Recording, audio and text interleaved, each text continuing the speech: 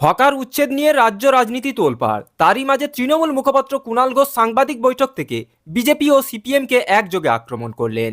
কয়েকদিন আগেই মুখ্যমন্ত্রী মমতা বন্দ্যোপাধ্যায়ের নির্দেশের পর রাজ্য জুড়ে হকার উচ্ছেদ অভিযান চালাচ্ছে প্রশাসন, আর তাতেই প্রতিবাদ জানিয়েছে বিজেপি পার্টি ও সিপিএম পার্টি।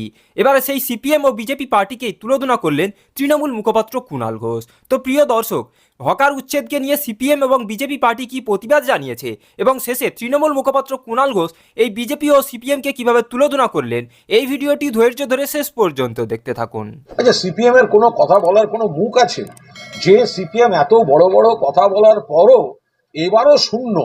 মানুষ তাদের প্রত্যাখ্যান করেছেন। বাম জমানা, চূড়ান্ত অপশাসন, দুর্নীতি, গণহত্যা, গণধর্ষণ মানুষ বলেননি। সেই সিপিএম বড় বড় কথা বলবে। এই হকার ইস্যুতে দেখুন, অপারেশন সানশাইনটা ভুলে গেলেন।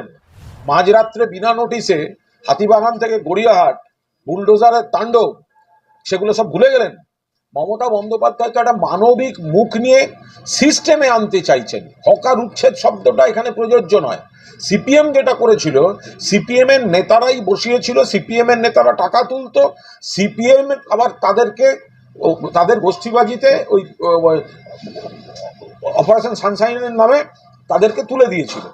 হাজার হাজার লাখ লাখ পরিবার ভয়ঙ্করভাবে বিপর্যস্ত হয়েছিলেন। মমতা বন্দ্যোপাধ্যায় তাদের পাশে ছিলেন।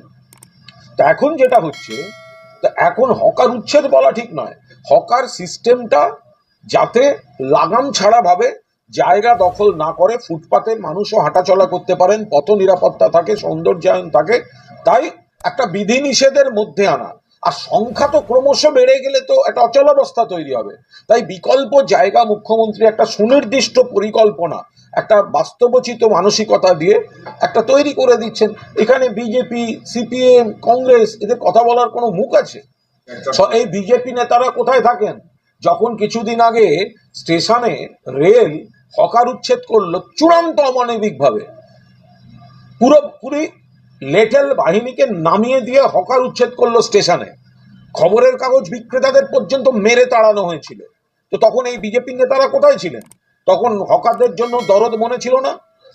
হকার একটা সিস্টেমের মধ্যে রাখার জন্য মমতা বন্দ্যোপাধ্যায়, যাতে পথচারীদের জন্য ফুটপাত থাকে, আবার হকার ভাইদেরও ব্যবসা হয়, হকার ভাইদেরও কেনাকাটা চলে, আবার পথ নিরাপত্তা যাতে বিঘ্নিত না হয়, সৌন্দর্যায়ন বিঘ্নিত না হয়। দরকার হলে হকার ভাইদের বিকল্প কি ব্যবস্থা করে দেওয়া যায়। ব্যাপারটা তো সংখ্যা ক্রমশ বাড়ছে, সিস্টেমে আনার চেষ্টা হচ্ছে। রেলে যখন শুধু লাঠি চালিয়ে হকারদের মেরে তাড়ালো, তখন এই বিরোধী দলনেতা বা শঙ্কর ঘোষ বা এরা তো কোথায় ছিলেন? তখন তখন তো খুঁজে পাওয়া যায়নি।